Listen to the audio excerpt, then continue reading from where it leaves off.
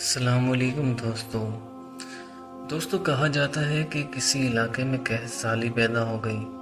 اس قحط سالی کی لپیٹ میں نہ صرف انسان بلکہ چرند و پرند سب اس کا شکار ہو گئے۔ مویشی مالکان بہت پریشان تھے۔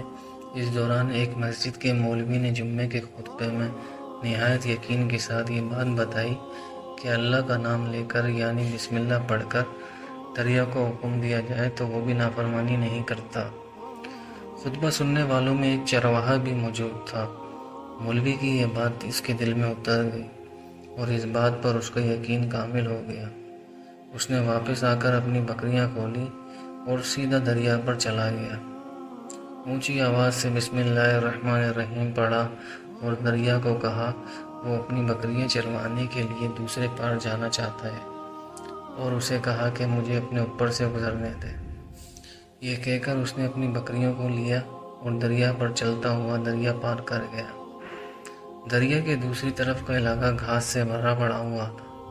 درختوں کے پتے بھی سلامت تھے کیونکہ کسی کو یہاں تک آنے کی رسائی نہ تھی۔ اس نے خوب اچھی طرح اپنی بکریوں کو سیر کروایا اور واپس لوٹ آیا۔ پھر یہ اس کا روز کا معمول بن گیا تھا۔ وہ بکریاں پار چھوڑ کر واپس آ جاتا اور شام کو جا کر بکریاں واپس لے آتا۔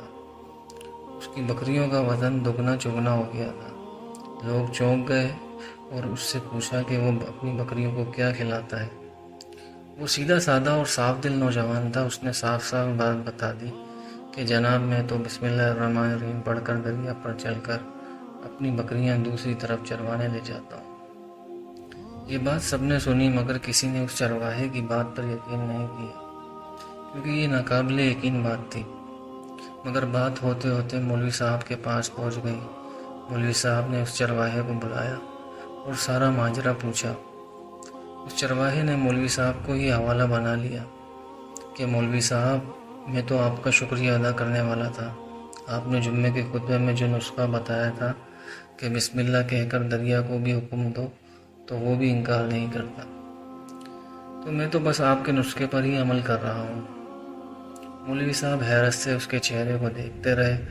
مولوی صاحب نے کہا بھائی صاحب ایسی باتیں تو ہم ہر جمعے میں کرتے ہیں، فقط ان کا مقصد لوگوں کا ایمان بنانا ہوتا ہے۔ مگر بکریوں والا ڈٹا رہا کہ میں تو بس بسم اللہ کہہ کر پانی پر چلتا ہوں اور بکریوں سمیت پانی پار چلا جاتا ہوں۔ آخرکار مولوی صاحب نے صبح خود یہ تجربہ کرنے کی ٹھانی، جسے دیکھنے چرواہے سمیت پورا علاقہ بھی آ گیا۔ مجمع زیادہ تھا۔ مولوی صاحب نے ایک دو بار سوچا کہ انکار کر دوں کہ کہیں ڈوب نہ جاؤں، مگر وہ جو مولوی صاحب کو کندھے پر اٹھا کر لائے تھے اب بھی جوش و خروش سے اللہ اکبر کے نعرے لگا رہے تھے اور مولوی صاحب کے حق میں تعریفیں کر رہے تھے۔ آخرکار مولوی صاحب نے اپنے ڈر کو دور کرنے کے لیے ایک رسہ منگوایا۔ پہلے اسے ایک درخت کے ساتھ باندھا، پھر اپنے کمر کے ساتھ باندھا، پھر ڈرتے ڈرتے ڈھیلا ڈالا بسم اللہ پڑھا اور دریا پر چلنا شروع ہو گئے۔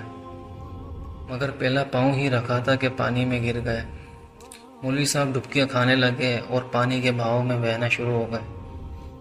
لوگوں نے کھینچ کھینچ کر باہر نکالا۔ مولوی صاحب کی اس حرکت نے چرواہے کو پریشان کر دیا کہ مولوی صاحب کی بسم اللہ کو یہ کیا ہو گیا ہے، کیونکہ اس کا یہ روز کا معمول تھا۔ اس کے اپنے یقین میں کوئی فرق نہ آیا۔ اس نے بسم اللہ کہہ کر بکریوں کو پانی کی طرف اشارہ کیا اور خود ان کے پیچھے چلتا ہوا پار چھوڑ کر واپس بھی آ گیا۔ لوگ اسے ولی اللہ سمجھ رہے تھے اور اس کے حق میں نعرے لگا رہے تھے، مگر وہ سب سے بے نیاز سیدھا سادہ انسان تھا۔ وہ مولوی صاحب کے پاس پہنچا اور کہا مولوی صاحب میں آپ کی بسم اللہ کی تعریف سے کافی پریشان تھا، مگر پانی پہ چلتے ہوئے مجھے آپ کی بسم اللہ کی بیماری کا پتہ چل گیا۔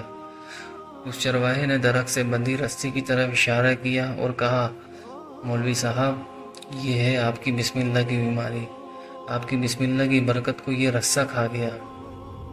آپ کو اللہ اور بسم اللہ سے زیادہ اس رسے پر بھروسہ تھا، لہٰذا اللہ نے بھی آپ کو رسی کے حوالے کر دیا۔ پھر کہنے لگا مولوی صاحب آپ بھی کمال کرتے ہو، میں نے آپ کے منہ سے سنا اور یقین کر لیا اور میرے اللہ نے میرے یقین کی لاج رکھ لی، مگر آپ نے اللہ کا کلام سنا مگر یقین نہیں کیا، لہٰذا آپ کو اللہ نے رسوا کر دیا۔ محترم عزیز دوستو، یہی کچھ ہمارا حال ہے۔ ہماری نماز دعاؤں کا حال بھی یہی یقین سے خالی ہے۔ مجھے یقین ہے کہ آپ کو یہ ویڈیو میری اچھی لگی ہوگی۔ اگلی نیکسٹ ویڈیو کے لیے چینل کو سبسکرائب کریں۔